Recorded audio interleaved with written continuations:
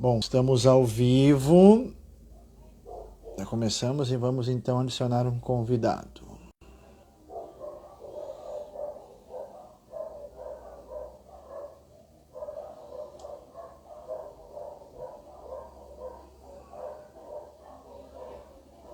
Aí, vamos convidar Stephanie. Vamos ver se foi o convite. Tá na mão aí? Tá ótimo. Eu conseguindo te ouvir, a imagem perfeita. Tá conseguindo me ouvir? Tô te ouvindo. Vou fazer os testes então aqui. Eu tô com fone. Tá chegando um monte de gente aqui, é carnaval em todo lugar do país, né? Aqui também no Imbé não é diferente. E então os cachorros estão latindo, tá chegando pessoas nas casas ao lado, inclusive aqui na minha também, mas faz parte. Como é que tá aí? Acontece. Como é que estão as coisas aí? Tirando o calor, né? Tá tudo bem, tá tudo bem. Poderia estar melhor sem o calor. Vamos pegar aqui, Tirando esteja só fazendo os o últimos sol. testes aí a Muito gente já obrigada, começa. Stephanie. Acabei de criar esse nome. Deixa eu ver aqui, tem que ver, 8h30 agora em ponto, vamos só, já damos início aqui, categorias, e o cinema levou, né, uma parceria hoje, e o cinema levou tem que ver, para estreante Stephanie Henriques, posso dizer assim ou não? Não, né? Estreante em 2023, né? Aí eu concordo. Anteriormente, não. Então, vamos fazer o seguinte, 8h30, sábado de carnaval, né? Mas o nosso sábado de carnaval hoje tem início ao primeiro bate-papo aqui do Tem que Ver, e nada melhor do que ter a Estê com a gente, colunista Tem que Ver também, do cinema, da página do Cinema Levou, como de praxe eu vou deixar a Estê se apresentar. E hoje nós vamos falar sobre uma matéria dela, né? De um assunto que ela não gosta muito de conversar, mas tudo bem, que é o conflituoso ano de 1989 em X, a marca da morte. Estê, faz aquela apresentação de praxe e aí nós iniciamos o bate-papo. Eu vim coagida, tá, gente? Eu não queria falar, me obrigaram e eu estou aqui nesse exato momento.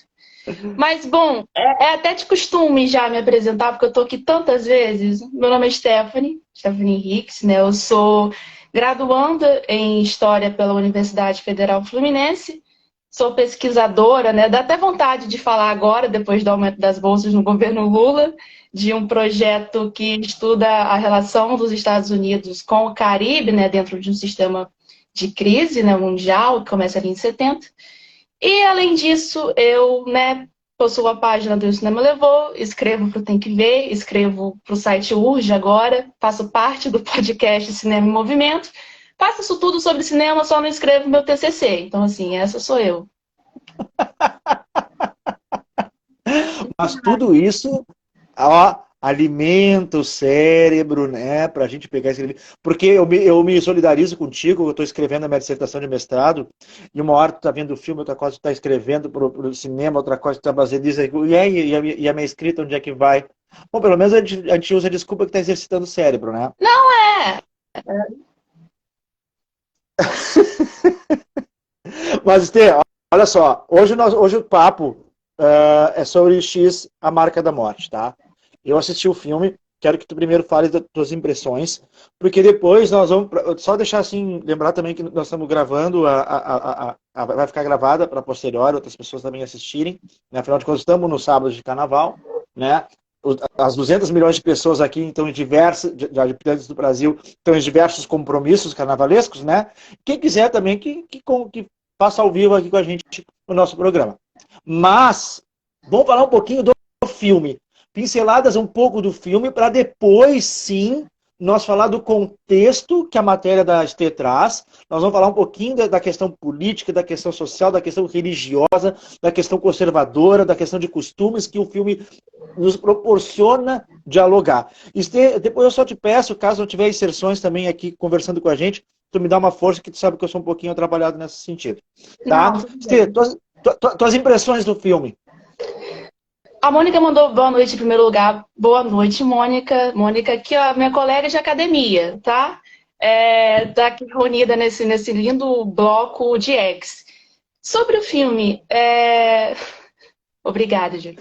Eu gosto, eu gosto. Eu estava até agora há pouco, inclusive, comentando com o Júlio do Narrativamente que não é um filme perfeito, tecnicamente, né? Eu acho que talvez você possa concordar que X, no sentido de mortes, ele fica ali naquela coisa de não quero sujar a minha mão, talvez eu queira ser mais cult aqui, mas no quesito de apuração histórica, ele é quase que perfeito. Eu acho que ele deixa algumas coisas de fora, mas dentro do que é 79, é um filme que dá para falar sobre muita coisa, né? Um filme que realmente você vê que o Tio West, ele pesquisou sobre o filme.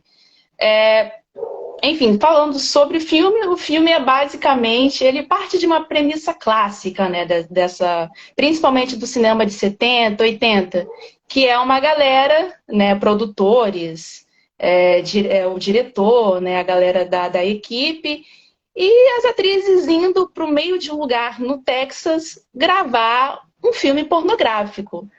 Só que nessa bela fazenda, né, nessa bela ambientação, você vai ter ali as pessoas que alugam essa casa, que são dois idosos. E a partir disso o filme vai se desencadear, né, de um jeito que a gente vai ter que falar que é spoiler, mas é aquele jeito bem conhecido do Slash, né, que vai um após o outro. Tu sabe que quando eu assisti o filme, quando eu vi... Vai ter um pouquinho de spoiler, né? Não tem como... Né, inevitável. Aquele casal sinistro, sabe o que me lembrou? O filme que eu vi há bastante tempo, Pânico na Floresta. Com aqueles canibais, sabe, deformados, né? Sabe, aquelas... Ai, me lembrou aquela cena, não sei porquê, não sei se faz sentido eu me lembrar disso, mas aqueles sinistros me lembrou muito aqueles canibais do Pânico na Floresta. Porque aquele casal é sinistro, né? Inclusive, eu acho Pânico na Floresta um filme... Assim, ele é o bom ruim. Eu gosto, mas eu reconheço que ele é ruim. Mas, assim, filme de terror anos 2000 sempre me encanta muito. E é interessante, inclusive, foi bom você trazer esse filme, porque como, para quem não sabe, meu tema de pesquisa no TCC, eu estudo uma revista evangélica, né? Uma revista que faz parte de um movimento conservador e tal. E essa semana mesmo eu li uma matéria que falava que o incesto era a nova tendência da década de 80. E no Pânico na Floresta, aquelas criaturas nascem disso. Então é muito importante, é muito interessante pensar, né, fazer essa ligação. Que é principalmente o marido dela, da Pearl, né? Me lembrou um dos membros daquela família sinistra. Eu até fui dar uma pesquisada para ver se eu estava um pouquinho errado, só para saber. É uma família canibal, né? Que por causa dessa sequência de consanguinidades, né, vai se deformando. E eu me lembro que eu achei bem sinistro no final do filme. Mas enfim, o filme agora é sobre X. Mas eu quis fazer muito essa ligação porque me lembrou mesmo aquele casal sinistreza com aquela família. Mas o cerne do nosso debate hoje é trazer um tema transversal também ao filme, né, que a Estê, com maestreza, traz a questão do ano de 79, onde o contexto aqui, o país é os Estados Unidos, né, e o tema, posso estar enganado, é uma correlação de forças entre o campo progressista e o campo conservador. Eu até marquei aqui uma frase que tu traz, né? A guerra do Vietnã e a contracultura, acontecimentos como consequência ainda visíveis no início da década de 70, havia dado lugar a uma estagnação econômica e uma emergente direita religiosa. Esta última que causaria nos últimos meses da década um tsunami político. Eu acho que o teu texto acho que começa aí, né? Porque esse é basicamente o contexto geral dos Estados Unidos na época. Inclusive, eu pensei bastante em como trazer esse contexto, mas o contexto é exatamente esse. Eu acho que muito quando a gente pensa nos Estados Unidos, nessa história do século XX dos Estados Unidos, a gente passa por pontos específicos, né? Estados Unidos na Segunda Guerra Mundial, Pearl Harbor e tal. Estados Unidos na Guerra do Vietnã. Estados Unidos na década de 60. Mas eu acho que essa década de 70, 80 e 90 também são muito especiais, por mais que não tenha um grande evento. Eu acho que talvez um evento que a gente pode correlacionar é a Guerra Fria. Mas em 79, sabe, dentro do contexto interno dos Estados Unidos, a Guerra Fria não muda quase nada, né? É por isso que eu deixei um pouco de lado essa questão. Porque o governo do Carter, né? Eu gosto de relacionar, na verdade, o contexto geral dos Estados Unidos com o governo do Carter. Porque eu me lembro de ler, inclusive eu passei boas horas do meu dia hoje tentando achar quem citou isso. Ou foi um fichamento que eu fiz, ou simplesmente.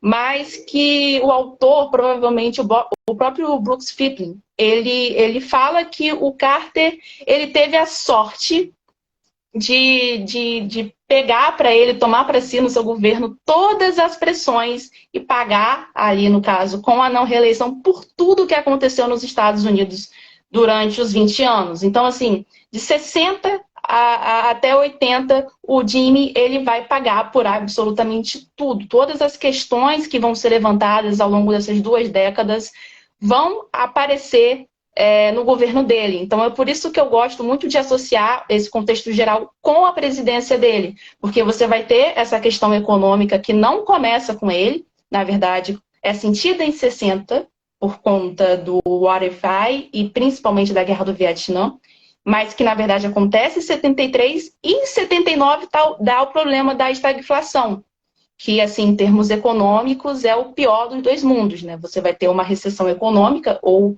uma economia que não cresce e você vai ter uma alta taxa de inflação, ou seja, as coisas vão ficando mais caras. Mas as coisas não podem ficar mais caras com uma sociedade que está desempregada. A economia do teu país vai quebrar. Então, isso acontece com o Carter, o coitado, ele também não vai conseguir resolver isso. E o segundo ponto crucial é exatamente esse. A guinada, a emergência da direita cristã, que não vai nascer propriamente no governo Carter, né? Inclusive, tem um autor, Robinson, que ele fala que essa direita cristã, ela nasce em 60, mas assim como essa ala progressista dos Estados Unidos, que na década de 60 estava buscando alguma coisa, que nasce na década de 40, ela também tem esse intervalo de 20 anos. Então, se a gente vê o progressismo nascendo em 40 e batendo em 70, a gente vai ter o conservadorismo nascendo em 60 e batendo em 70, justamente com o Carter. Então, tudo que acontece nos Estados Unidos de mais relevante, infelizmente, está atrelado a ele. Ele vai ter que lidar. Inclusive, até coisas que, assim, deveriam salvá-lo, como foi o caso do Watergate, né? Que escondeu por muito tempo essa questão religiosa, mas que também vai estourar no governo dele. Então, acho que esse é mais ou menos o contexto geral que ele está ali inserido, não é muito pela Guerra Fria, não. Muito bom. Só para atualizar, só para deixar assim, nós contextualizado, Jimmy Carter é um político norte-americano, foi presidente dos Estados Unidos entre 1977 e 1981 e também atuou como senador e governador do estado da Geórgia. Se não me engano, não estou com a informação aqui, mas se não me engano ele era democrata, né? Ele era. É muito interessante. Porque, assim, os Estados Unidos era democrata, aí veio o Watergate e acabou com os republicanos, e aí ele volta como democrata. Só que ele volta como democrata já ali incentivando, né? Essa culpa da direita religiosa crescendo, tem autores que inclusive o culpam, porque ele é um cristão renascido. E a campanha dele de 76 foi feita em cima disso. Então, dizem que, né, que tem uma parcela de culpa nele por essa direita religiosa ter nascido. Mas sabe uma coisa que é interessante, antes de nós entrar no tópico do feminismo, tá? É importante também trazer uma... Eu já tinha comentado isso em outras lives, inclusive, de que dá para encaixar a questão da Guerra Fria, sim, de um modo mais amplo. Por quê? Porque o que a Guerra Fria era o Oriente, né, a União Soviética, com um sistema comunista, né, contra o Ocidente, um sistema capitalista de produção, né? E o que aconteceu nesse tempo da Guerra Fria, em termos de geopolítica na Europa e nos Estados Unidos? É a imersão do Estado do Bem-Estar Social. O que é o Estado do Bem-Estar Social? Que se coloca principalmente na Europa, e que, claro, a sociedade toda estadunidense também vai ver o que está acontecendo. Os setores financeiros, a elite financeira do Ocidente, vê, opa, não podemos deixar que a população se enamore com o comunismo. Vamos pegar e vamos dar um pouquinho de serviço público de qualidade para essa galera. Vamos dar educação pública, vamos dar saúde pública, né? Então, o braço econômico-financeiro que é a elite, eles tendem a corda para a sociedade ser um pouco progressista também. E isso faz com que grupos apareçam. Tem a questão da guerra do Vietnã, em particular, depois da guerra, o governo é obrigado a liberar as pessoas a usarem, por exemplo, drogas. O governo faz vista grossa para drogas, né?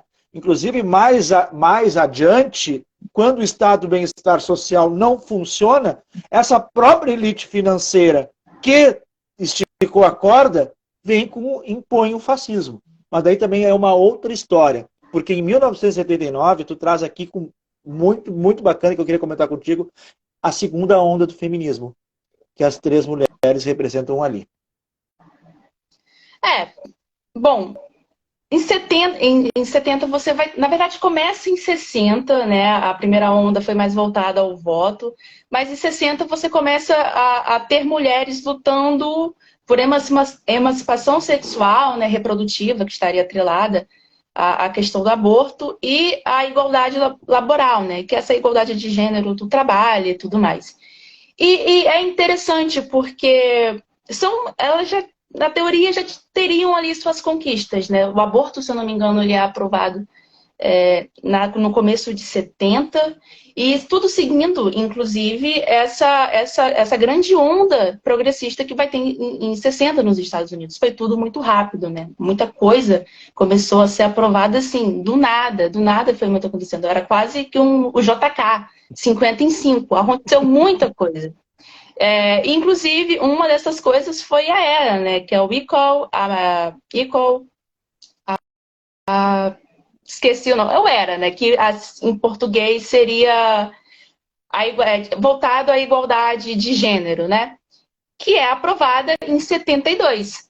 Só que, para ser aprovada de fato, eles precisariam ir para o Congresso e todos os estados possíveis poderiam aprovar. Em 70 parecia muito fácil, em 80 começa a dificultar, né? Mas é bastante interessante porque aí voltando a questão das personagens, cada uma ali, de certa forma, ela está representando alguma coisa, né? A Maxine e a Bob Lane, elas têm mais essa tendência, eu não diria que progressista, porque em nenhum momento, por mais que as atitudes falam, em nenhum momento elas se declaram feministas ou coisas do tipo. Então, eu vejo um pouco de dificuldade em afirmar uma coisa ou não. Mas é claro, elas estão ali e elas são dessa geração que vem pós-60. E ao mesmo tempo você vai ter a personagem da Jenna Ortega, que é a Lorraine, né? Que mesmo pós-60 ela tem um comportamento completamente distinto e que inclusive vai condizir, né? Vai fazer sentido dentro do estado no qual ela vive, que é o Texas, um estado que sempre votou em democratas, mas sempre foi ultraconservador e tal. Santa Catarina? Pois é. Então você tem essas... A Pearl eu nem gosto muito de mencionar. A Pearl, ela é um tipo de personagem que eu não quis pegar nessa análise, porque ela é de outra era, né? Eu acho que a gente pode pensar nela depois. Mas, por enquanto, né, você tem esse encontro do progressivismo através do que provavelmente os fundamentalistas condenariam e essa parte conservadora, essa parte correta através da Jenna. Hoje tu traz o livro ali do Jerry Falwell, né? É um pastor. Eu não conhecia. Eu achei que as ideias, o que ele traz nesse livro, impulsiona o que o conservadorismo vai combater nesse progressismo que nós vamos chamar de correlação de força. né? O que ele faz atrás ali, ó? Ele retira, ele diz que a emenda retiraria os muitos direitos especiais que as mulheres desfrutavam, direitos dados por Deus. Inclusive o Felipe está falando ali do contexto da revolução sexual. Eu achei bem bacana. Fala um pouquinho do Fowler, essa ideia dele. Inclusive, retornando à era, é Equal Rights Amendment. Lembrei, gente. Tá vendo? O inglês não é tão ruim não assim, a gente lembra. Mas o Farrell, ele é um pastor bem contraditório. Eu acho assim, depois que a gente vê, né, estuda esses caras, você percebe que os caras são muito inteligentes, né? O Farrell, inclusive, nessas revoluções de 60, ele é um cara que inicialmente ele vai ser contra, né, o fim da segregação racial, inclusive utilizando a Bíblia como justificativa. A mesma coisa que ele faz em 80. Só que aí ele percebe que o sul dos Estados Unidos e as igrejas, né, chamadas de batistas, tem uma grande concentração de negros. E aí ele muda o discurso. Então ele é esse tipo de cara. Ele é o tipo de cara que sabe aproveitar as ondas, né, que sabe jogar ao seu favor. Nesse caso do feminismo, das mulheres, ele tem uma visão interessante, ele usa argumentos, inclusive, interessantes, para além, inclusive, do bíblico. O bíblico é simplesmente de que a mulher tinha os privilégios, porque ela é basicamente a mulher que cuida da família. Então não há nada mais precioso do que cuidar da família, da família. Mas ele consegue trazer o medo, ele dialoga com medo. Inclusive, nesse livro, ele fala que o Felipe usou a palavra oportunista. Sim, perfeito também.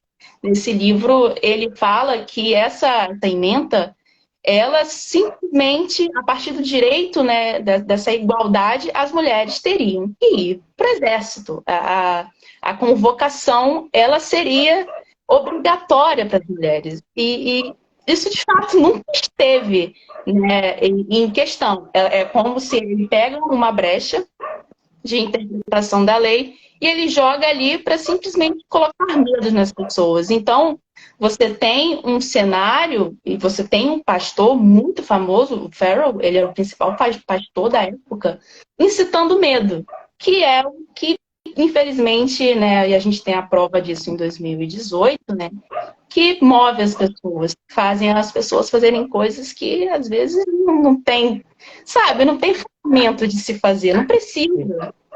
Tu sabes pegando um gancho do que tu falou, tem um cachorro aqui que não para de latir. Mas como eu tô de fone não deve estar influenciando. Ou tá, vocês conseguem ouvir o latido dele? Consigo. Não, mas não tem incomodando, não. Então tá, olha só. Pegando um gancho do que tu tá falando. Uma pessoa ruim e religiosa é uma ameaça social. Quem odeia esse homem? Por qual motivo o perseguem? A resposta é simples. Odeiam porque odeiam o evangelho de Jesus. O verbo de Deus que se fez carne habitou no meio de nós, viveu nossa humanidade. O perseguem como perseguiram Jesus e são os mesmos, ou seja, os religiosos. Os mais zelosos religiosos perseguiram, julgaram, condenaram, exigiram pena de morte para Jesus. No caso do Padre Júlio, são os religiosos que o julgam. Daí ele segue porque é uma postagem mais do Padre Júlio, aquele que fez a caridade. Mas essa questão, realmente, não sei se o pastor Fowler se encaixa. Seria uma pessoa ruim e religiosa. Uma ameaça social, não seria? E é o que ele foi. E é o que me conforta nisso é que, por mais que essa direita cristã tenha surgido, ele tenha liderado essa direita cristã, nada do que ele pregava foi para frente. Nada do que ele pregava conseguiu aprovação no Congresso. Então, é algo assim que conforta, ao mesmo tempo assim, é perigoso, principalmente ressurgindo agora. A gente está vendo nos Estados Unidos, a gente está vendo no Brasil. Mas, ao mesmo tempo, a gente sabe que eles não têm essa força. Eu acho isso muito interessante. Eles talvez tenham um apoio público, mas apoio político, pelo menos naquele contexto, é muito difícil. Eles não conseguiram absolutamente nada, né? Então, o Farrell, ele morreu vendendo livro, sendo famoso, fundando universidades e tal.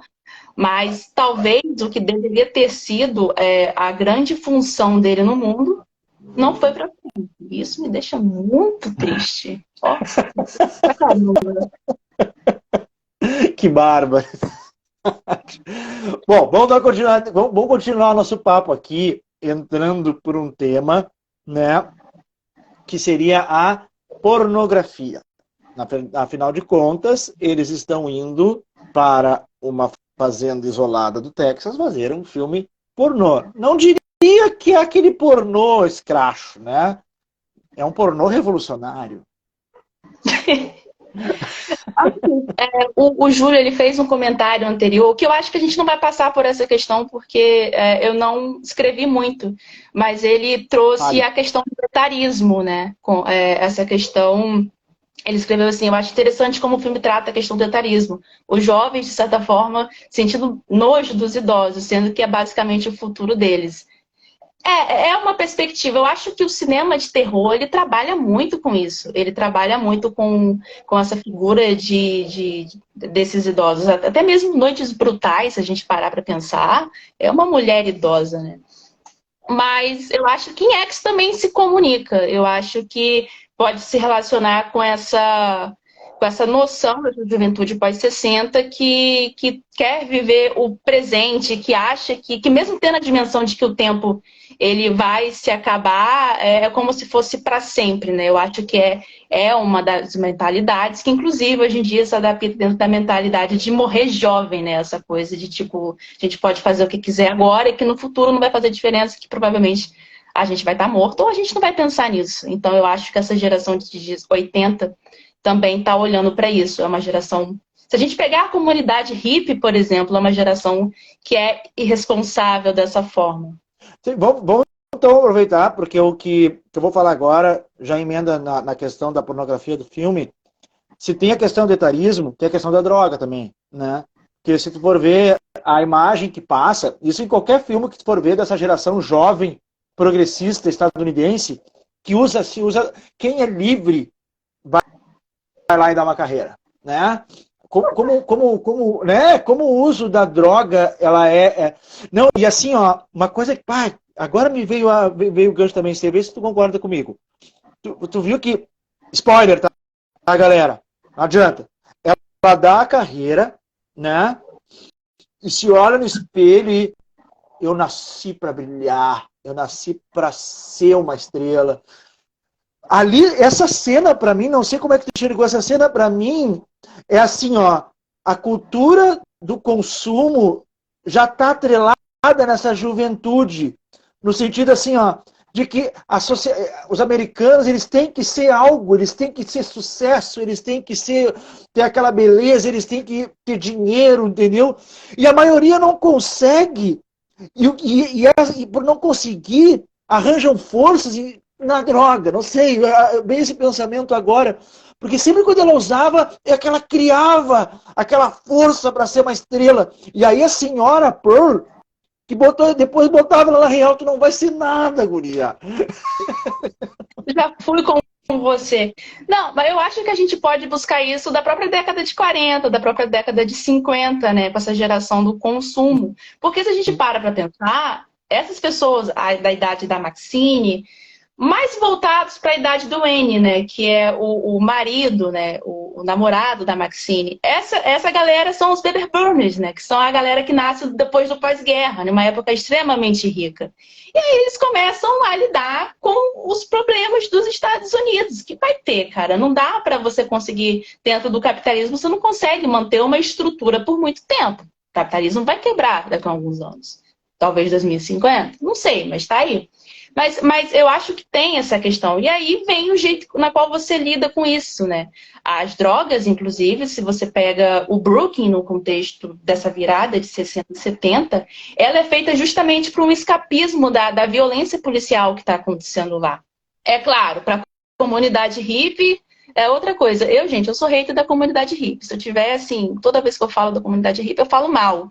Porque é a galera de classe média, tá? A maioria dos hippies eram de classe média, que ali fugiram da guerra do Vietnã, né? Entraram ali naquela naquela questão de protesto, para fugir do Vietnã, que eles iam tudo para a guerra. Depois disso, começaram a viver dessa... Aí, o Júlio também concorda.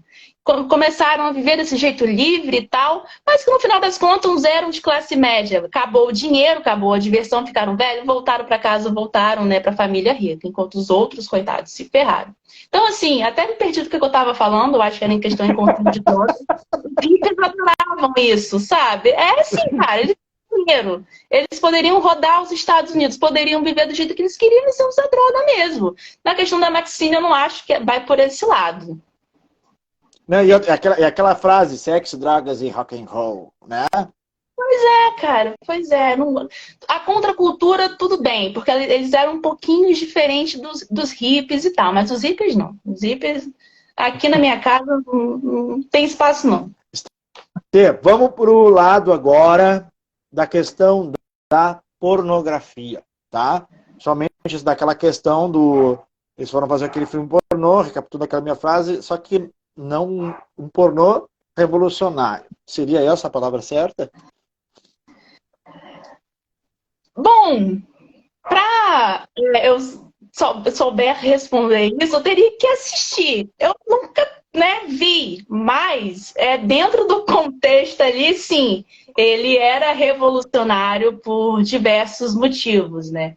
Era a primeira vez que dentro daquele contexto estava se começando uma produção de filmes em cassete, né? Antes é interessante, na verdade, porque aí eu trago o Carter novamente. Não era um problema dele. Já existia bem antes. A Playboy, por exemplo, que já é uma revista, ela existia desde a década de 50.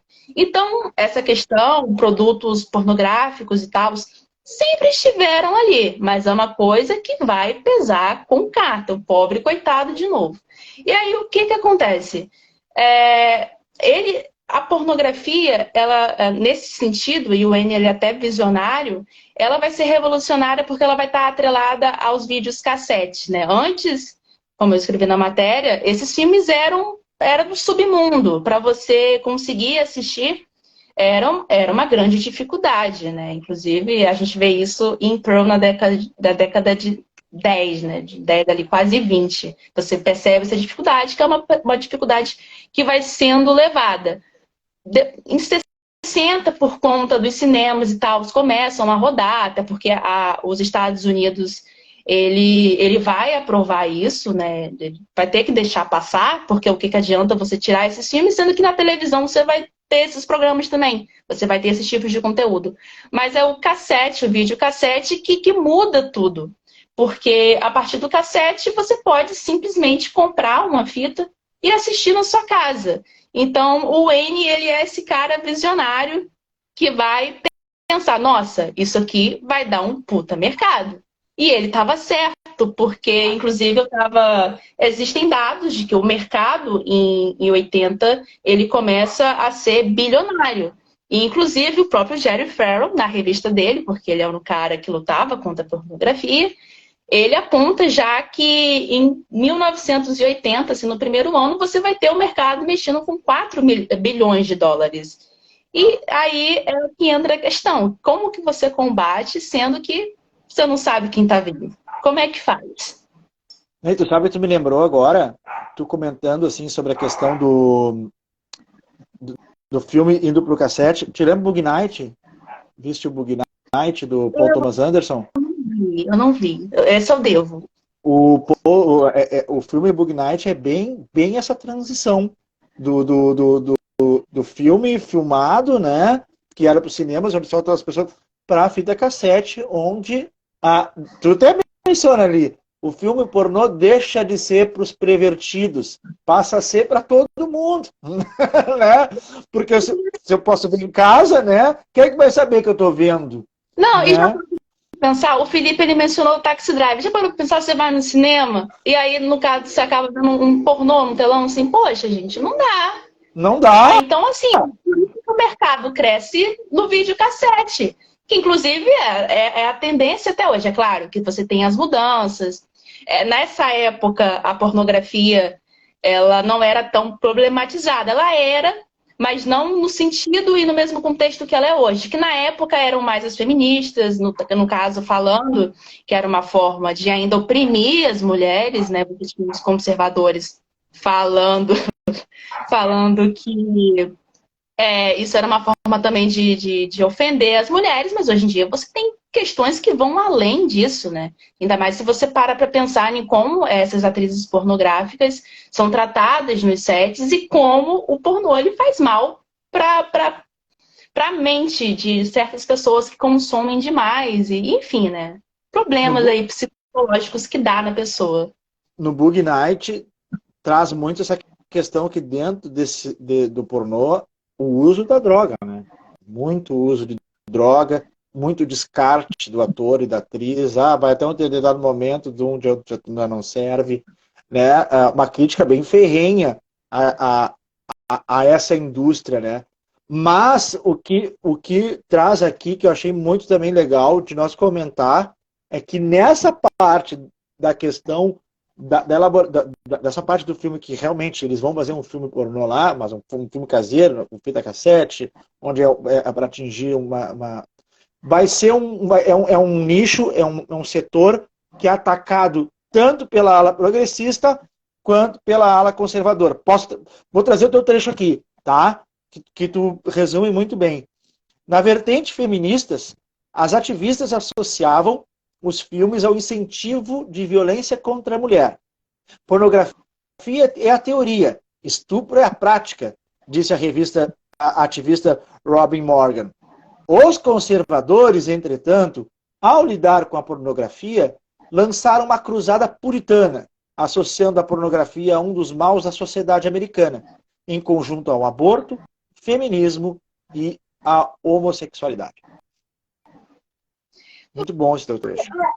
É basicamente isso. Eu acho que os conservadores, né, os neoconservadores que se apoiam no fundamentalismo, eles tentam colocar tudo no mesmo pacote. Então, assim, a gente não vai combater só isso, a gente vai combater isso tudo, porque isso tudo está associado, isso tudo está trazendo um perigo para os Estados Unidos. Então, nunca é uma coisa. São várias coisas em conjuntos, né? Então, por exemplo, inclusive eu trago nessa matéria, o Farrell, ele vai, inclusive, acusar o ERA, né, que é o Equal Rights Amendment, de ser financiada pelo Hugh Hefner, que era o dono da Playboy. Então, assim, tá sempre muito junto, eles estão sempre tentando conversar e colocar tudo num saco para ir conseguindo, né, esses cristãos, e comprando e vendendo, na verdade, esse combate a tudo que soa mais como algo progressista. Eu não diria tanto, algumas coisas ali eu não concordo, mas tudo que difere um pouco, é tudo a mesma coisa, vamos juntar tudo, né? Inclusive, eu acho que essa questão acaba até mesmo conversando da forma em que eles, anos depois, vão tratar a questão das gravidezes, né? Tipo, eles vão adotar de novo uma cruzada puritana, tipo, olha, não usem preservativo, não façam sexo, que o problema está resolvido. Então, tá tudo muito junto. Que coisa impressionante. Inclusive, eu trouxe 2 filmes, depois eu falo de mais 2 que falam também da questão do feminismo, de todo o contexto dessa correlação de forças, né? Que é o Edward Mão de Tesoura e o Boy Erased.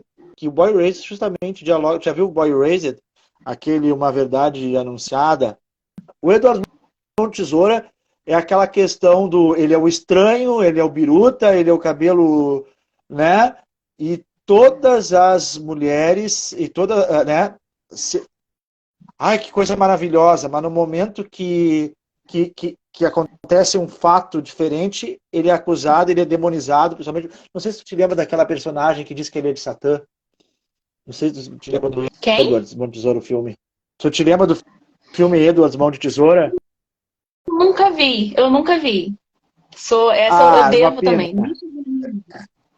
Uma pena. Edwards, então, assim, então, só para deixar assim, o contextualizado, por que eu trouxe o Edwards. O Edwards Mão de Tesoura é do Tim Burton, tá? Ele se passa na década de 80, no início da década de 80, um pouquinho depois do ano de 1989, onde um ser foi criado, em vez de ele ter mãos normais, ele tem cheio de tesouras. E ele desce do castelo para uma cidade pequenininha, conservadora dos Estados Unidos, onde a religião evangélica já está dentro dos lares.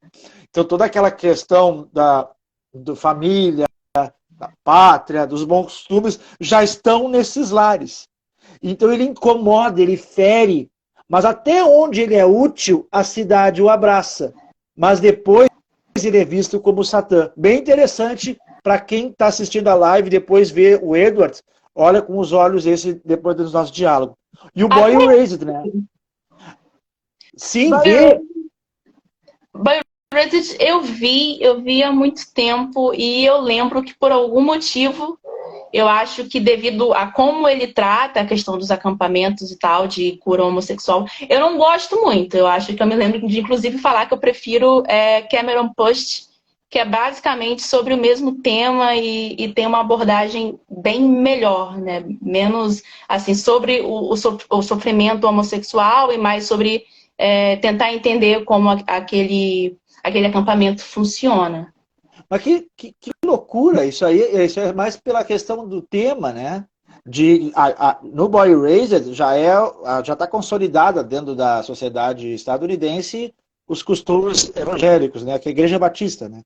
E chega ao ponto de instituições curarem, né, a homossexualidade. E elas existem até hoje. Que É coisa incrível. impressionante. E aí vai ao encontro do teu tópico ali, o teleevangelismo. Que a igreja ela precisa chegar nas pessoas. Televangelismo, que inclusive era para ser o meu projeto de TCC, só que não tem fonte, né? É uma coisa assim que eu teria que sair daqui para ir nos Estados Unidos pesquisar.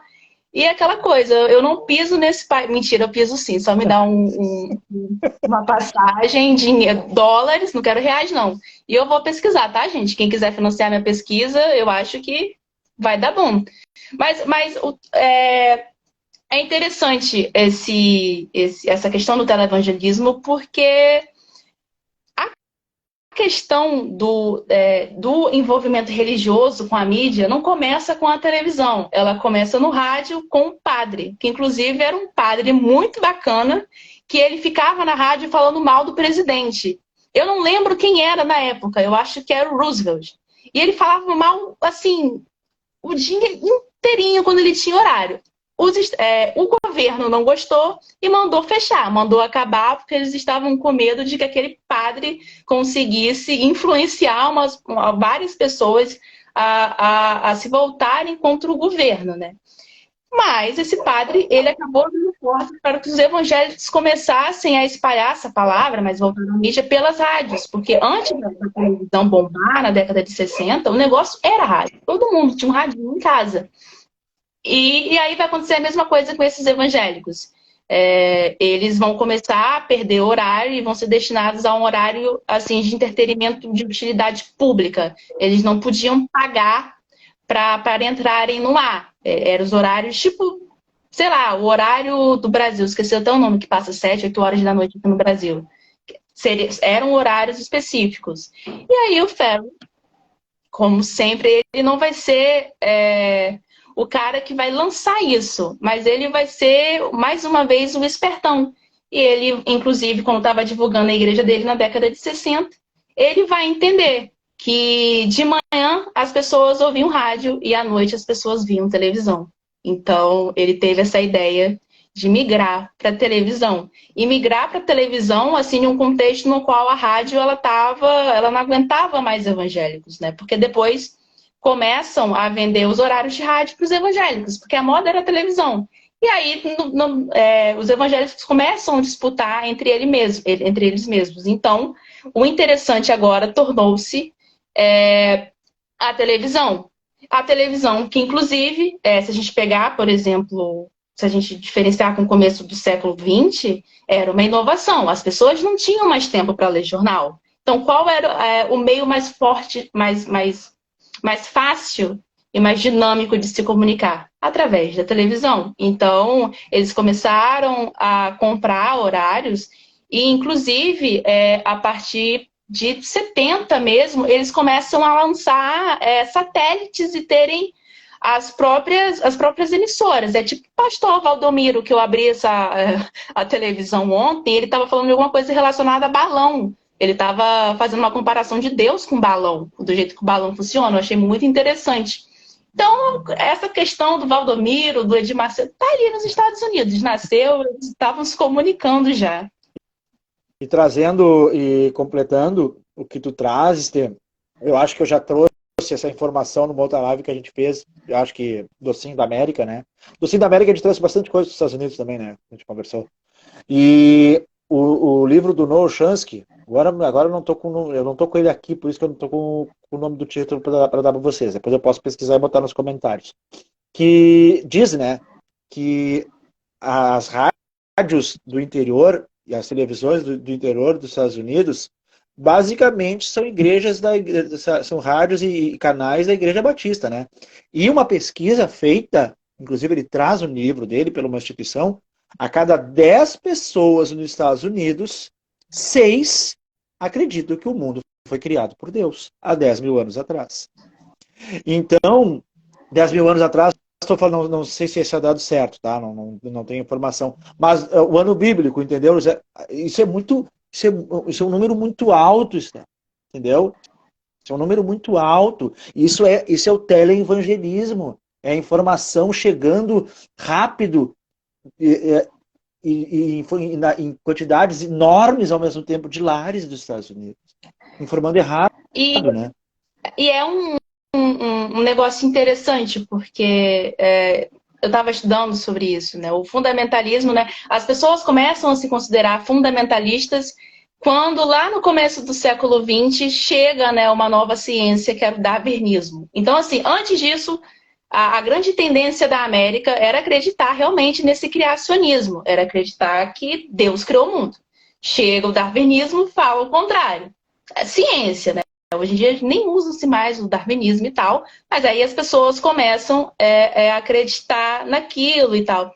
E depois, mas aí você acaba criando essa resistência também, porque é muito esquisito você estar lá na sua fazenda no sul do país, chega teu filho, teus 4 filhos, né, levando em consideração não sendo anacrônica, né, chega seus 4 filhos, e fala que a gente veio do macaco. Aquilo choca um pai, aquilo choca uma mãe. Eu não julgo. Se eu fosse lá na minha fazendinha, cuidando dos meus 5, 6 filhos, eu ficaria chocada se meu filho falasse isso.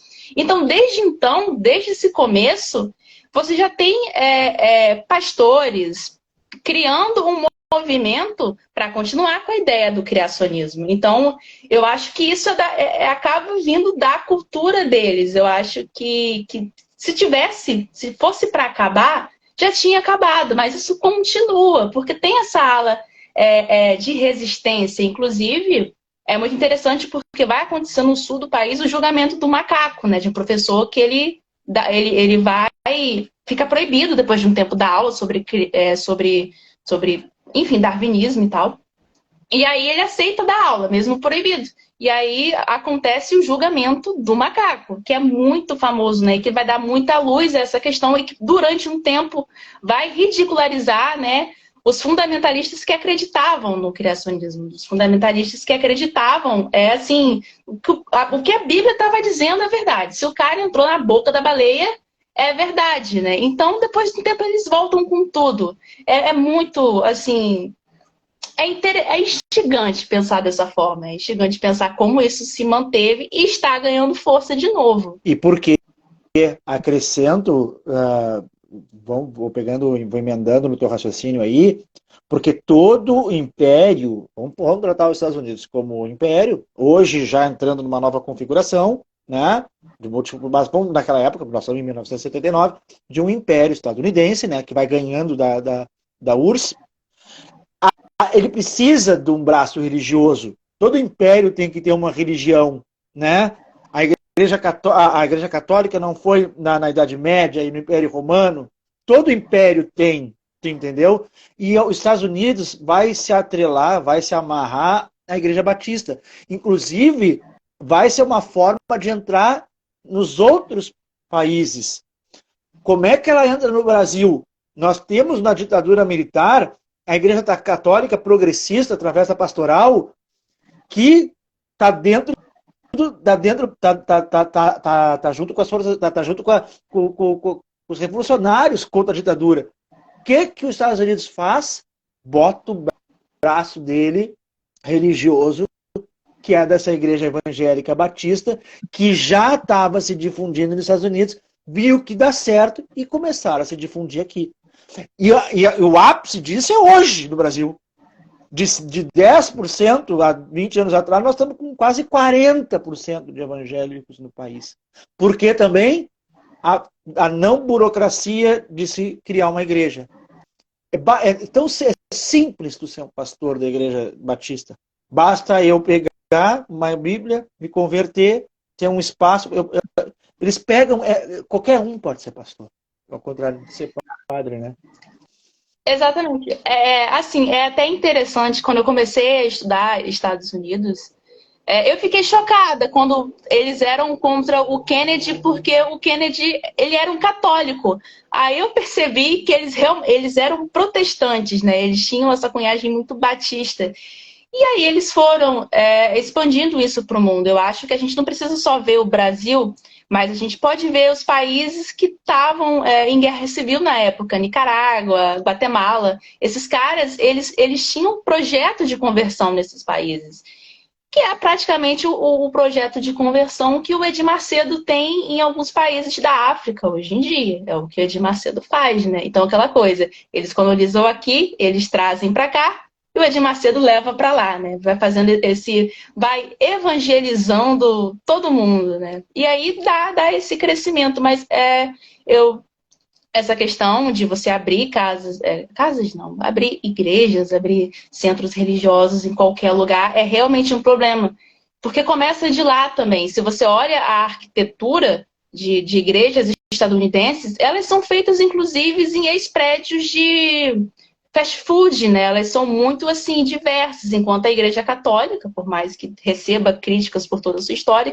ela está ali pelo menos assim legalmente. Ela tá certa, tá pagando esqueci o negócio que tem que pagar para o governo dela, tá lá bonitinha, registrada, a terra tem que ser doada para a igreja, né? Sabe? Tudo bonitinho, mas os evangélicos, sabe? É uma igreja nova, né? Porque eu já fiz essa comparação, assim, a católica é mais certa agora. A católica matou muita gente, né? Não sei se por causa dos anos, dos séculos, né? A elevaram a determinado nível, determinado padrão, né? Não sei. Mas também, se tu for ver, a Igreja Católica foi importante. É uma coisa impressionante. Nós saímos há pouco da pré-história, não dá para cobrar muito da gente de ser muito civilizado, tá? Mas a Igreja Católica tem uma questão assim, na Idade Média, como não tinha um Estado forte, né, que poderia fazer armistícios em conflitos, era toda, se o senhor feudal quisesse atacar o do lado, ele atacava, não tinha ninguém que pudesse impedir. O que a igreja fez? Criou o domingo. Ó, no domingo, vocês não podem guerrear. A igreja, esse é o lado bom, o cara criou um dia de paz. Naquela historiadora, tu sabe um pouquinho dessa questão da Idade Média, que era Deus Ará, né? Aquela loucura toda. E a igreja evangélica, ela está no início dela. Então, ela está devorando. Aí é uma teoria, aí é uma percepção minha. Não é nada acadêmico que eu estou falando aqui, é achismo meu. Então ela está devorando tudo que ela pode devorar e conquistar. Sei, achismo meu. E a Igreja Católica, ela impulsionou a ciência, querendo ou não, né? Lá na Idade Média, estava lá fazendo, às vezes, mentira que só um queimou, até onde eu sei, só um queimou. Às vezes, dava umas dificuldades ali, dava, mas ela estava lá financiando, né? Os evangélicos nem tanto. Mas é isso, eu acho que eu concordo com essa percepção. Eu acho que os evangélicos, eles estão nesse sentido mais predador, porque eles não são a principal vertente do cristianismo no mundo. Ainda é o catolicismo. O catolicismo está perdendo. Eu vi que, inclusive, no Brasil, para 2030, o protestantismo vai tomar conta. Eles têm que resolver isso, mas eu acho que depois disso, talvez a igreja evangélica se aquiete mais um pouco, comece a deixar de se importar com algumas questões que já vai estar consolidada, é igual a igreja católica. A igreja católica tem as questões? Tem, mas eles estão assim, sabe? Papa Francisco, gente, falando lá as coisas dele. Eu adoro o Papa Francisco. Eu adoro ele. Eu gosto do Papa Francisco. Sim, eu concordo. Dentro do que ele pode falar, eu concordo com o querido. Que seja ele. Esther, estamos chegando nos 5 minutos finais. Essa live poderia ser de 2 horas, que a gente seguiria conversando, até porque eu tenho trechos de um livro maravilhoso que eu trouxe aqui. Que olha só, Esther, vocês vão amar. Deixa eu ver se eu consigo botar aqui. Consegue ler? Tá ao contrário. Provavelmente é a direita. Educação à direita. 4. Mercados, padrões, Deus e desigualdade. Do Michael Apple. Ele vai... Olha só, posso ler rapidinho uma coisinha que resume os Estados Unidos, a junção da política estadunidense para vocês? E aí tu dá tua colocação final sobre isso aí, o que tu acha? Olha só, vê se tu concorda. Embora desenvolva com muitos detalhes o próximo capítulo, o primeiro, ele vai dizer que a política estadunidense é feita por quatro setores, tá? Que são os neoliberais, que estão profundamente comprometidos com o mercado e com a liberdade enquanto opção individual. Os neoconservadores, que têm a visão de um passado edênico e querem o retorno à disciplina e ao saber tradicional. Os populistas autoritários, fundamentalistas religiosos e evangélicos conservadores, que querem o retorno do seu Deus em todas as nossas instituições. E, por fim, os desenhistas de mapas e especialistas em dizer se chegamos ou não ao nosso destino são a nova classe média de gerentes e profissionais qualificados. Então, neoliberais, neoconservadores, fundamentalistas e profissionais técnicos qualificados são a grande sopa da política externa e interna dos Estados Unidos desde a década de 70. Concorda? Esse livro é de quando? Esse livro é de 2012, versão de 2002. Está absolutamente certo. E assim, tanto para o passado, tanto para o presente. Eu acho que talvez uma coisa que ele não consiga ver mas aí também uma teoria muito forte, né, nesse período de 2002, são os líderes das transnacionais, que segundo algumas correntes, o que domina o mundo hoje em dia, né? Não existe mais governos, não existe mais políticos. É essa classe transnacional, que inclusive é uma classe que eu estudo, que domina. Mas, é claro, dentro do que é essa classe, composta principalmente por bilionários, um político pode estar incluído. Um cara da classe média pode estar incluído, é claro, depois dele fazer algum trambique, tipo o querido Elon Musk. Mas é essa galera mesmo, é mais ou menos isso. E se eles não são os donos, eles não fazem parte das transnacionais, eles são mandados por elas. Então eles estão ali tudo juntinho, estão ali tudo servindo para o mesmo propósito. Eu gosto de resumir que é aquele casamento perigosíssimo entre o neoliberalismo e o neoconservadorismo, que ele é super liberal, tu tem que ser liberal, o Estado não pode se meter em nada quando for fazer negócios, mas o Estado tem que dominar as instituições educacionais, né? É o Estado que dita a educação. É um casamento muito perigoso, que a gente não sabe ainda de onde é que ele vai dar. Aí você pergunta quem domina o Estado, né? E por que o Estado tem que ditar a educação? Aí chega nenhum problema. E você chega assim, poxa, é a questão de você não tomar partido, quando na verdade você está tomando partido, mas simplesmente não dizendo que está tomando partido, né? Era a proposta, inclusive, do Bolsonaro pro ensino brasileiro, que eu acho que caiu, não caiu? Foi vetado? O do. Fala sem partido. Repete para mim. Escola sem partido foi.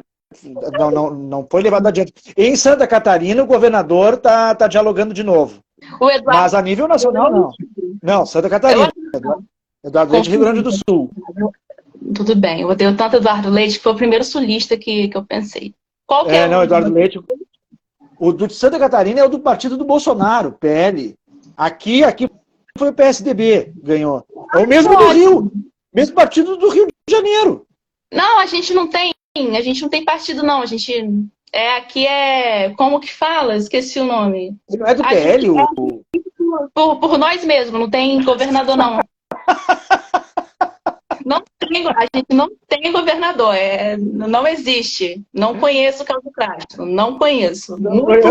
Mas, Esther, olha só para fechar, e eu quero indicar para o pessoal que depois vai estar nos assistindo, que vai assistir o gravado, assistam The Family, Democracia Ameaçada, uma série que tem no Netflix que fala sobre os bastidores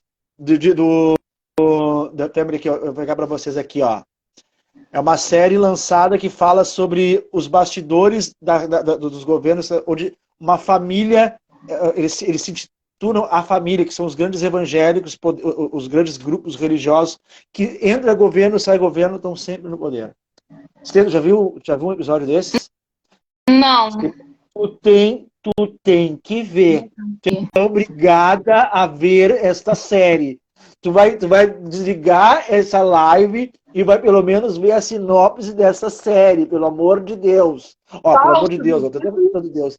Ó, The Family, Democracia Ameaçada. Pronto, já tá. São 5 episódios, tá? Fantástico para quem quiser entender um pouquinho da Igreja Batista, dos grupos conservadores evangélicos no poder dos Estados Unidos. Deixa eu ver se eu tenho mais alguma coisa para sugerir. Eu acho que era isso, Esther. Tem mais alguma coisinha?